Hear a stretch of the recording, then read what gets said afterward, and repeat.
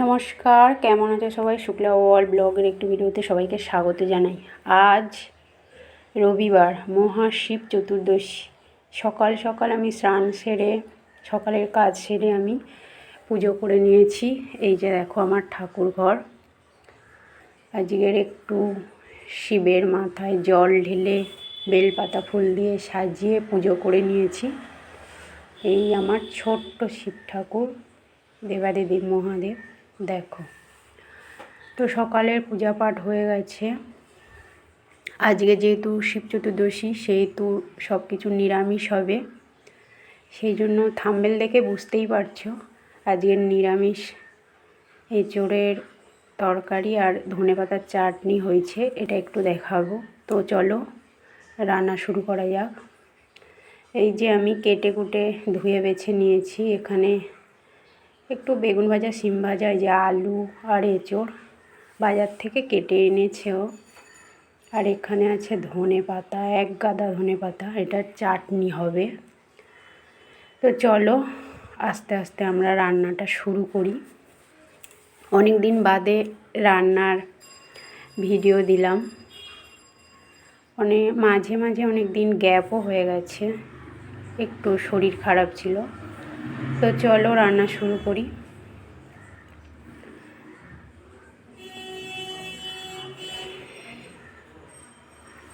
রান্নাঘরের অবস্থা দেখো, এখন আমি নিচে নেমে এসেছি। এটা আমাদের নিচের রান্নাঘর। এই জল টল ওঠে তো, তাই জন্য এরকম রং টং চটে গেছে। এটা এখানে খাবার ঘর, আমরা খাই রান্নাঘরের পাশেই, দেখতে পাচ্ছ। আর এর পাশেই আমার রান্নাঘর। তো চলো রান্না শুরু করি।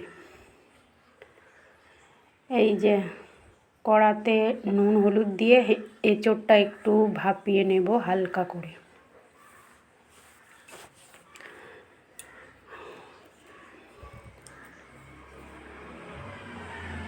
এটা একটু ঢাকা দিলে তাড়াতাড়ি সিদ্ধটা হয়ে যায়। আর এদিকে আমি ততক্ষণ সিদ্ধ হতে হতে ধনেপাতাটা মিক্সারে একটু ঘুরিয়ে নিয়েছি। কাঁচা লঙ্কা ধনেপাতা দিয়ে ভালো করে ঘুরিয়ে নিয়েছি। এদিকে আমার এঁচোড়টা হয়ে গেছে। এবার এটা জল ঝরিয়ে নেব। তো এই ঝুড়িতে জলটা ঝরিয়ে নিলাম।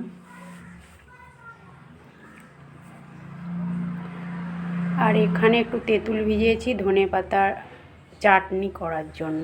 এই যে ধনেপাতার চাটনি করার জন্য তেঁতুল ভিজিয়ে নিয়েছি। খুব সুন্দর লাগে খেতে, আমার তো ভীষণ ভালো লাগে। তোমরা একটু করে খেয়ে দেখো, কমেন্টে জানিও কেমন লেগেছে। তো এইবার আস্তে আস্তে আমরা রান্নার দিকে যাচ্ছি। এই যে এঁচোড়ের তরকারির জন্য নিরামিষ, যেহেতু আদা লঙ্কা জিরে একটু বেটে নেব। এখানে টমেটোও লাগবে। ধনেপাতার চাটনিটা আমি আগেই করে নিচ্ছি। এখানে তেল ফোড়ন দিয়ে এই যে পেস্ট করা ধনেপাতাটা এর মধ্যে কড়ার মধ্যে দিয়ে দেব। দিয়ে একটু নাড়তে চাড়তে হবে আর কি, সুন্দর করে।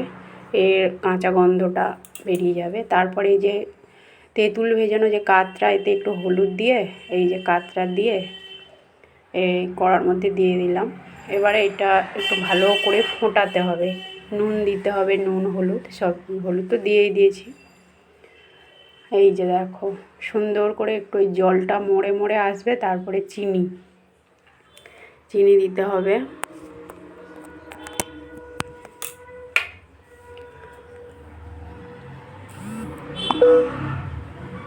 চিনিটা একটু, তেঁতুল বেশি টক হলে চিনিটা একটু বেশিই লাগবে, তা নাহলে অল্প দিলেও হবে।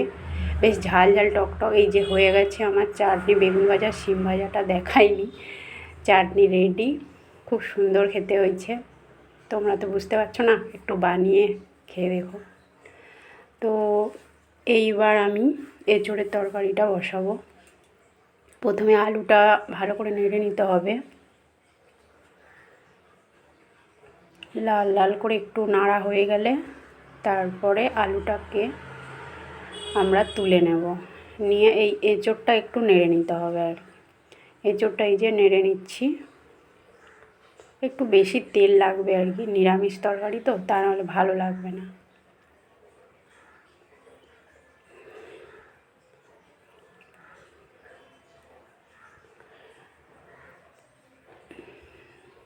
এটাও প্রায় নাড়া হয়ে গেছে।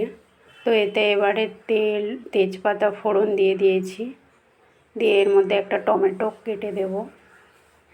আর একটু নুন দিয়ে নাড়লে টমেটোটা তাড়াতাড়ি সিদ্ধ হয়ে যাবে, ঘাঁটা ঘাঁটা হয়ে যাবে। তারপরে এই যে আমি বেটে রেখেছি শিলপাটাতে জিরে, ধনে, কাঁচা লঙ্কা, আদা,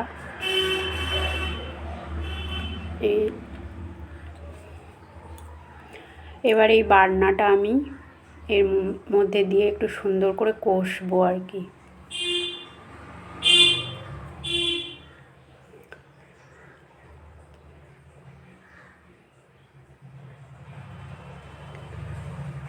সুন্দর করে একটু কষতে হবে, এই গন্ধটা, কাঁচা গন্ধটা বেরিয়ে যাবে, তাহলে তাড়াতাড়ি ভালো লাগবে খেতে। এই যে শিলপাটা ধোয়া জলটাও দিয়ে দিলাম, দিয়ে সুন্দর করে একটু ফোটাতে হবে মশলাটা ভালো করে, আর একটু কষতে হবে। হয়ে গেছে আমার মশলা কষা প্রায়।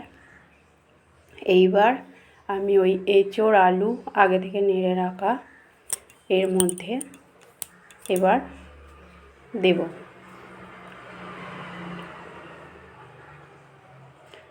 এই যে এর মধ্যে এবার দিয়ে সুন্দর করে এটা ভালো করে নাড়তে হবে, ভালো করে সমস্ত জায়গায় যাতে মশলাটা ঢুকে যায় সুন্দরভাবে, ভালো করে নাড়তে হবে। এই যে একটু নেড়ে নেড়ে প্রায় শুকনো হয়ে গেছে। এবার এর মধ্যে আস্তে আস্তে একটু নাড়তে হবে, এঁচোড়গুলো একটু বেশি সিদ্ধ হয়ে গেছে। তো এবার আমি এতে একটু জল দেব।